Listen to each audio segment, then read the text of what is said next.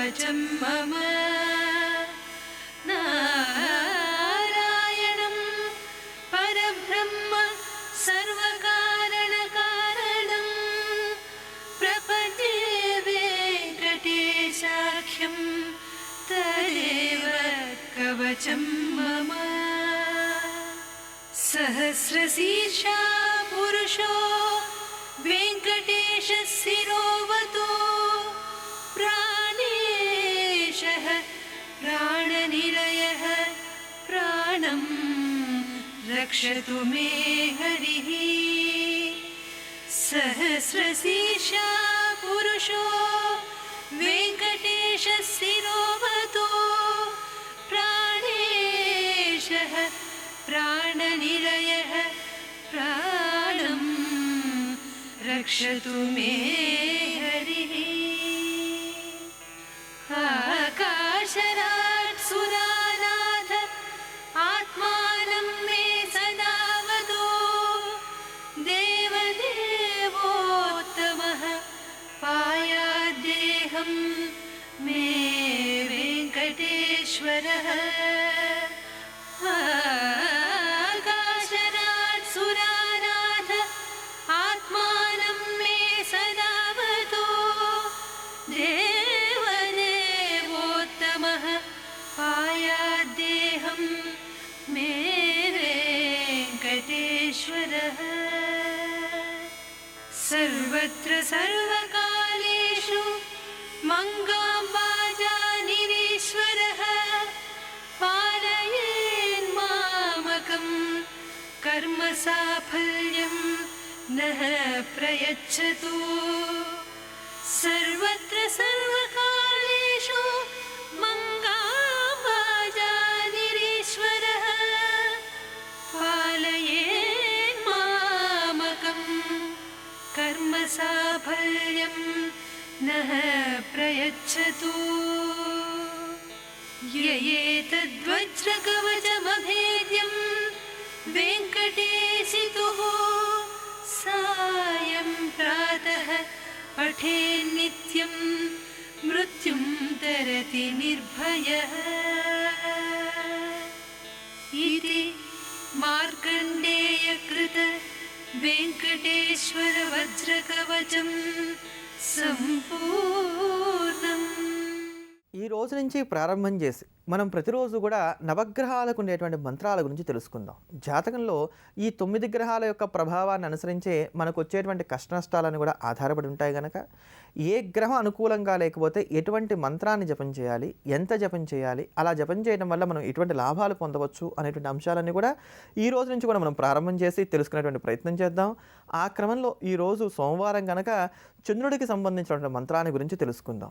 అసలు జాతకంలో చంద్రుడు బాగున్నాడా లేడా ఇది తెలుసుకోవడం ఎట్లా అంటే మనసు అలజడిగా ఉండటం, తల్లి ఎప్పుడు కూడా కష్టాలు పడుతూనే ఉండటం, కన్నతల్లికి ఎప్పుడు ఏదో ఒక వ్యాధి వస్తూ ఉండటం, ఇంట్లో ఉండేటువంటి బావి ఎండిపోవటం, మనం నీరు ఎక్కువగా తాగకుండా ఉండటం, చిన్నపిల్లలంటే ఇష్టం ఉంటుంది కానీ పిల్లలతో ఆడుకోవడం మనకి చేత కాదు, మ్యాన్ ఆఫ్ మూడ్స్గా ఉండటం, ఇట్లాంటివన్నీ ఉంటున్న ఈ లక్షణాలు మన దగ్గర అనుకుంటే మనకి జాతకంలో చంద్రుడు అనుకూలంగా లేడు, బాలేడు అని అర్థం చేసుకోవచ్చు. చంద్రుడు కనుక అనుకూలంగా లేకపోతే చాలా ప్రమాదం. ఏమిటి ప్రమాదం? సంపాదించుకున్నటువంటి సంపాదన నిలబడదు. దానికి ఏదో కాళ్ళు ఉన్నట్టుగా వచ్చిన ధనం వచ్చినట్టుగా పరిగెడుతూనే ఉంటుంది, వెళ్ళిపోతూనే ఉంటుంది, మన దగ్గర నిలబడకుండా వెళ్ళిపోతూ ఉంటుంది. మనసు ఏనాడు కూడా ప్రశాంతంగా ఉండదు, ఎప్పుడు ఏదో ఒక విధంగా బాధపడుతూనే ఉంటుంది. డిప్రెషన్స్ రావడానికి అవకాశాలు ఎక్కువగా ఉంటూ ఉంటాయి. మనలో ఉండేటువంటి సమయ స్ఫూర్తి తగ్గుతూ ఉంటుంది, నలుగురిలో కలిసి ఇమడలేకుండా ఉంటాం. ఈ మార్కెటింగ్ కానీ లేకపోతే ఇట్లాంటివి ఏవైతే ఫీల్డ్స్ ఉన్నాయో తిరుగుతూ చేసేటువంటివి, అటువంటి తిరుగుతూ చేసేటువంటి ఫీల్డ్స్లో ఉండేటువంటి వారికి విపరీతమైనటువంటి ఎదురు దెబ్బలు తగులుతూ ఉంటాయి. ఇవన్నీ కూడా చంద్రుడు బాగుండకపోతే మనకు కలిగేటువంటి ప్రధానమైనటువంటి కష్టాలు. ముఖ్యంగా మరి డబ్బు నిలబడకపోతే ఎవరికైనా సరే ఇబ్బందే కనుక, మానసిక ప్రశాంత లేకపోయినా కూడా ఇబ్బందే కనుక, ఇవన్నీ కూడా పొందడానికి గాను ఉపకరించేటువంటి ఆ చంద్రగ్రహానికి సంబంధించిన అద్భుతమైనటువంటి మంత్రాన్ని గురించి మనం తెలుసుకుందాం. ఆ మంత్రమే ఓం శ్రాం శ్రీం శ్రౌం సహ చంద్రమసే నమః. ఓం శ్రాం శ్రీం శ్రౌం సహ చంద్రమసే నమః. చాలా తేలికైన మంత్రం. ఓం శ్రాం శ్రీం శ్రౌం సహ చంద్రమసే నమః. మీరు ఏదైనా సరే ఏ రోజు మీరు ఈ మంత్రాన్ని మొదలు పెట్టాలనుకున్నారో ఆ రోజున శివాలయానికి వెళ్ళి ఈశ్వరుడికి నమస్కారం చేసుకొని, ఆయన గురువుగా భావన చేసి నమస్కారం చేసుకొని ఇంటికి వచ్చి దాని తర్వాత ఈ మంత్ర జపం చేయడం మొదలుపెట్టండి. రోజుకి 1000కి తక్కువ కాకుండా జపం చేయడం మొదలుపెట్టండి. ఇలా ఎన్ని వేలు చేయాలి ఇది? 40,000 చేయాలి. రోజుకి 1000 చొప్పున 40,000 జపం చేయండి. ఈ 40,000 అయిపోయిన తర్వాత నుంచి రోజుకి కేవలం 108 సార్లు చొప్పున ఈ మంత్ర జపం చేస్తూ వచ్చినట్లయితే మంచి ఫలితాలను అందుకోగలుగుతారు. ఇటువంటి మరిన్ని అద్భుతమైనటువంటి పరిహారాల గురించి తెలుసుకోబోయే ముందుగా మనందరూ కూడా తుష్టిని, పుష్టిని, అనారోగ్యాల నుంచి విముక్తిని కలగజేసేటువంటిది, మోక్షాన్ని కూడా ఇచ్చేటువంటిది అయినటువంటి త్రయంబక మహామంత్రాన్ని, మృత్యుంజయ మహామంత్రాన్ని మనం అందరం కూడా శ్రవణం చేద్దాం, తరిద్దాం.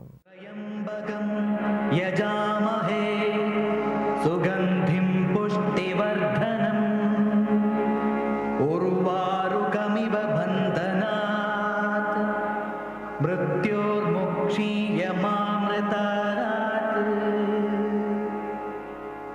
త్రయంబకం యజామహే సుగంధిం పుష్టివర్ధనం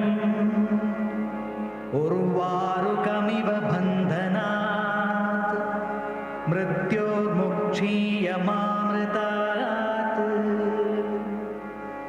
త్రయంబకం యజామహే సుగంధిం పుష్టివర్ధనం ఉర్వారుకమివ బంధనాత్ మృత్యోర్ముక్షీయమామృతాత్.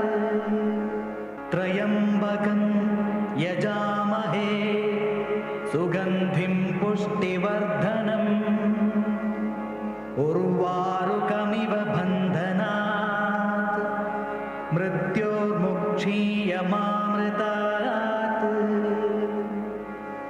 త్రయంబకం యజామహే సుగంధిం పుష్టివర్ధనం ఉర్వారుకమివ బంధనాత్ మృత్యోర్ముక్షీయమామృతాత్. త్రయంబకం యజామహే సుగంధిం పుష్టివర్ధనం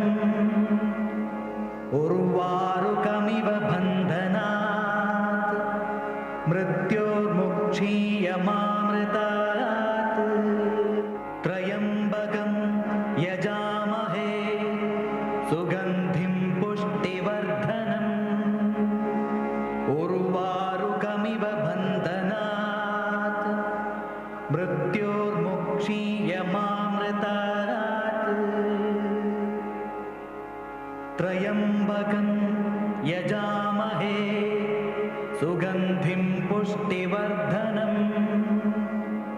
ఉర్వారుకమివ బంధనాత్ మృత్యోర్ముక్షీయమామృతాత్.